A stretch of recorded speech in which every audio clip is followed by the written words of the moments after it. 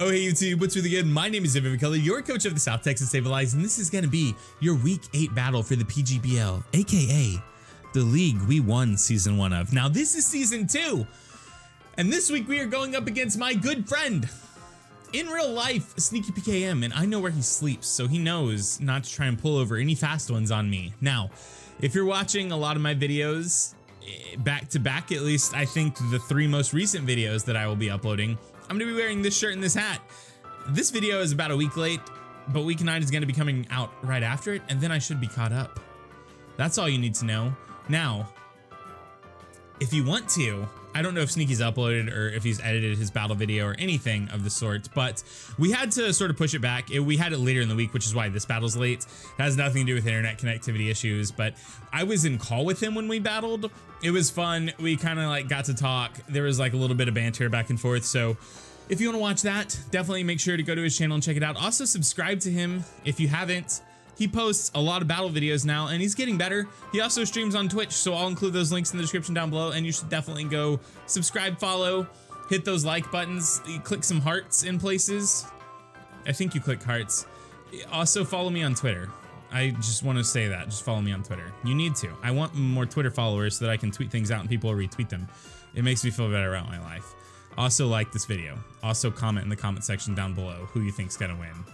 This is a post-commentary battle because that's what we do on this channel. That's why I don't have the audio of us, our banter. And to be honest, I don't necessarily, I don't think I would like that. Like if I was live recording, I don't think I would like to have banter back and forth, but he wanted it, so I obliged, which is why I'm saying if you're into it, go check it out. Now, our current record going into this week is 5-2. We're doing relatively good. One of my losses was a forfeit because I was having connectivity issues. I'm just gonna keep reiterating that because it makes me feel better about my life, but we're really striving to make playoffs of this league again so that we can make another championship run. So even though Sneaky is one of my IRL besties, I'm not gonna go light on him, but we see that he brings a pretty monstrous team of Suicune, Sceptile, Salamence, what is this thing? Donphan. How can I forget that? That's the name of the Kyle A's team. They're the only team that matters. I don't know how I forgot it. The Mega Mawile, which is terrifying, by the way, in Heatran. Now, Sneaky called me when I was on the way home from school and was like, man, your team is so hard to prep for. And in my head, I was like, I bet he's prepping for, because typically each week I've brought either Tangrowth or Toxapex or both. That's sort of my defensive core. And I was like, yeah, man, my team's pretty hard to prep for. I'm not gonna lie. My Fairy Dragon Steel core is really good, and Tangrowth and Toxapex make an incredible defensive core. So I knew going into this week that he was gonna be prepped for Jirachi. I knew he was probably prepped for Tangrowth and Toxapex. I could not bring any of those because all of those things are bad against Mega Mawile and Heatran. Heatran with Ground Z kills Tangrowth and Toxapex pretty easily. Mega Mawile has coverage to kill all of those things, and the rest of his team is not any better. So this week we're bringing a really spicy team. This is the weirdest team I've brought so far in the PGBL, but we have Mega Heracross, Sylveon, Cloyster, Porygon 2 for the sweet trace ability, so I can trace that Intimidate off the Salamence and get some Ice Beams off. And then we have the Torkoal, which will be good at sort of like lowering the damage on Sceptile, and it also eats up hits from anything physically offensive pretty well. Like Torkoal can kind of put the work to Mega Mawile, so we're bringing it this week. And then the Hydreigon. Now, this Hydreigon is Ground Z. I just want to be able to kill either the Mega Mawile or the Heatran with it. So that's the plan. I haven't watched this battle since doing it. Most of the time I try, well, I say that, but I think like the last 2 videos, I'm like, hey, I'm gonna be reacting to this video. This is a reacts channel. I'm making bad jokes because we're a post-commentary channel now. Your favorite one at that. And yeah, so I haven't watched this video since the battle happened, but this one's more recent than some of them, so hopefully I remember the things. But let's just react to this battle video together. It's gonna be lovely. Let's do this. Let's do this thing. I should stop talking now. Right off the bat, we see Sneaky has a character model that matches exactly how he looks in real life. It's almost uncanny, the resemblance. But that being said, we're gonna be in a beautiful underwater, scenescape. I'm really just trying to try out all the backgrounds in Citra over time and see which ones I like. But we lead off with Hydreigon, because like I said, this thing is Ground EMZ Earth Power, and if I could have caught the Heatran or the Mawile on turn 1 with it, I was gonna try. it didn't work out that way. So we're just gonna go for the Dark Pulse, knowing that it'll chunk roughly anything on his team. He switches out into Heatran, which I think is kind of an odd play, and I don't know what he's up to, but I'm just gonna go for a normal Earth Power here, and he reveals the Shucka Berry, which means it's gonna live. It's not gonna kill, and honestly, I think it takes like relatively nothing compared to what I thought it would take even after Shucka. Stays in, goes for Flash Cannon, and now I'm like, okay, we're in a weird spot. Which, by the way, since I said, I mentioned earlier that we were in call, he's like, whoa, Hydreigon doesn't take much damage. And I was like, yeah, Hydreigon's really good, man. It's a good Pokemon. I second picked it. So I know he has to switch out because he can't eat another Earth Power. The Shucka Berry's gone. I don't go for that because I predict him to switch into something that resists or is immune. I kind of was predicting the Salamence, so I just went straight for D-Pulse because if it was a Salamence, I got to kill it. It wasn't. Now I'm in a situation where this thing 100% outspeeds me. I have to switch out. I don't want to take maybe an X-Scissor, and then we see that it was an X-Scissor we should have been worried about. It was a move that, in my opinion, I just didn't know this thing got. That's not even in my opinion. I just didn't know this thing got Drain Punch. It does roughly negative damage to Torkoal. If you look at that damage, I'm pretty sure we end up gaining health in the transaction. Transaction? I didn't pronounce that word right. The transaction. I'm obviously being a little hyperbolic, but you get what I'm saying. I predict him to switch out on this turn, and this is kind of like how I play these Pokemon. I didn't bring Stealth Rocks this week. I brought Yawn and Earth Power, Lava Plume, and Rapid Spin. I didn't want Stealth Rocks because it didn't look super good against this team. So we go for the Yawn here, predicting him to switch. He stays in and reveals Earthquake, but at this point I'm like, I'm not going to take much damage from that either. This turn, I predict him to switch. I don't know what he's going to go into, but I really want to get my Mega Heracross in and Mega Evolve it. And this ends up being a pretty critical 2 turns. So we're going to switch out from his Poseidon, which, by the way, it should definitely be named Broseidon, because Broseidon is king of the Broshen. There used to be this local band I would listen to named Myth and Legend, and if I can find the song titled Broseidon, King of the Broshen, I'm gonna plug it like right now. I'm just gonna start playing it. There's not gonna be any more game audio. We're gonna play that song until it's over, but I don't know if I can find it. So this is a really important turn because we're gonna scout and see if we outspeed this thing. Now I've invested enough speed into Heracross to outspeed an average Suicune set, and we find out that we do. He goes for Scald. I know that there's a chance that Scald doesn't break sub. It doesn't. We take the damage, and now I'm just like, oh man, we're in such a good position. We're behind a sub. He has to switch out, predicting Bullet Seed. Let's just go for Pin Missile and get a bunch of damage off on something. He stays in. Mind you, we're in call and we're talking about this, and he's like, how did that not break the sub? And I was like, come on, man. Mega Heracross is bulky. The calc I was running was telling me like 23 to 28% or something like that, so it had a chance to not break. Then he hits me with the second Scald. I just hit my mic, I'm sorry. Hits me with the second Scald. Doesn't break the sub, and our minds are blown. We missed the piece of text where it said the sunlight faded. We completely missed that. I didn't even remember the sun was up. So this just ended up being super good for me. This ended up being such a good transaction because I get to switch into my Heracross, sub up, take 2 attacks from a Suicune, not have the sub be broken, and just go for a bunch of attacks behind a substitute. That's bananas. I ended up going for Pen Missile again because it would have killed the Suicune. I didn't know if he was going to switch, but I knew that Pen Missile was going to hurt most anything he switched into. Now, I could have predicted something else and gone for like Rock Blast or Close Combat. I did not. This turn, we're going to stay in. We're going to go for Rock Blast. I don't really want the D drops from Close Combat. Did I say Close Combat? We're going to go for Rock Blast. I don't want the defense drops from Close Combat, so we're going to stay and go for Rock Blast, knowing it kills the Heatran if it connects. Maybe a little bit riskier than I should have been playing, but it's what happens. At this point, he's like, you win. I can't beat you. And I'm like, no, you've got Intimidate, Mons. I did not know that Intimidate didn't work when you were behind a sub. I did not know that. I don't know why I didn't know that. That seems like something you should know. I just didn't know that Intimidate was blocked by Substitute. So we see he switches into this thing. We don't get intimidated, so we're still at our full attack stat. He Mega Evolves, goes for Sucker Punch. Obviously going to break the Substitute at this point because it's taken something like 24% damage and it needs 25 to break. We go for Close Combat. The Close Combat gets so close to KOing. It gets bananas close to KOing, which I didn't think it would do that much damage, but it does. We stay in because we resist the Sucker Punch. Even though we're at -1 defense, we're fine. Our defense stat's monstrous as is, and we can just put this thing in the ground.